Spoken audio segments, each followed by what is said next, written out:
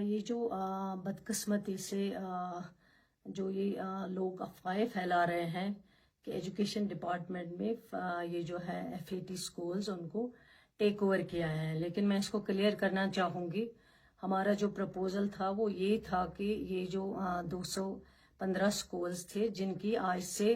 8 سال 6 سال پہلے CID ویریفیکیشن نگیٹو تھی، اور اس لیے ان سکولز کو لاوارث چھوڑا گیا ہے۔ بار بار بچے آتے تھے، لوگ آتے تھے، اور یہ بچے جب ان کا بورڈ ایگزام ہوتا تھا اس ٹائم ان کو بہت دقت آ جاتی تھی۔ ان کو کوئی فارم جو ہے وہ بھرنے کے لیے تیار نہیں ہوتا تھا، اور بورڈ ان کو لینے کے لیے تیار نہیں ہوتا تھا۔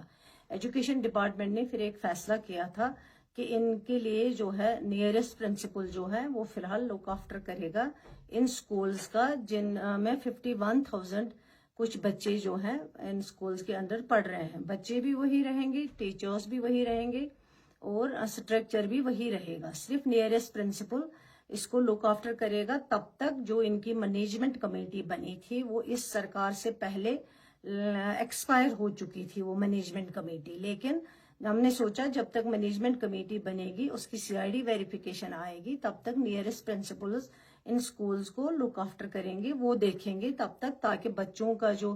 فیوچر ہے اس کی سیف گارڈ کے لیے یہ قدم اٹھایا گیا تھا۔ یہ ہمارا پرپوزل تھا، لیکن جب آرڈر آیا، آرڈر میں کچھ اور ڈالا گیا کہ DCs مینجمنٹ کمیٹی بنائیں گے، اور بھی کچھ چیزیں آئی ہیں جو ہمارا پرپوزل نہیں ہے۔ اس کے بعد جب میں نے آرڈر دیکھا، میں نے اسی وقت سیکرٹری کو اپنا پرپوزل اپروڈ نوٹ بھیجا ہے۔ میں نے کہا یہ اپروڈ نوٹ ہے، اس اپروڈ کے نوٹ کے مطابق جو پرنسپلز کو لک آفٹر کرنے کے لیے کہا گیا تھا، اور 3 مہینے کے بعد اس آرڈر کو ریویو کرنے کے لیے بھی اس پرپوزل میں لکھا گیا تھا،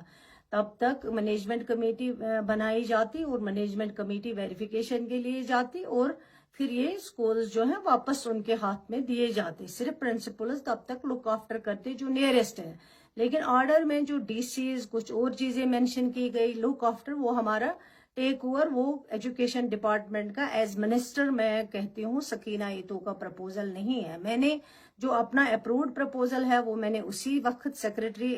ایجوکیشن کو بھیجا ہے۔ میں نے کہا آرڈر اس کے مطابق آنا چاہیے، لیکن آرڈر اس کے مطابق نہیں آیا ہوا ہے۔ اس لیے میں ان لوگوں کو بتانا چاہتی ہوں جو اس کو اس وقت بڑا چڑھا کے پیش کرتے تھے، جن کے دور میں یہ CID ویریفیکیشن نگیٹو آئی تھی، انہوں نے بات نہیں کی، تب وہ منسٹر تھے اور انہوں نے کچھ آواز نہیں اٹھائی، اور آج بے بنیاد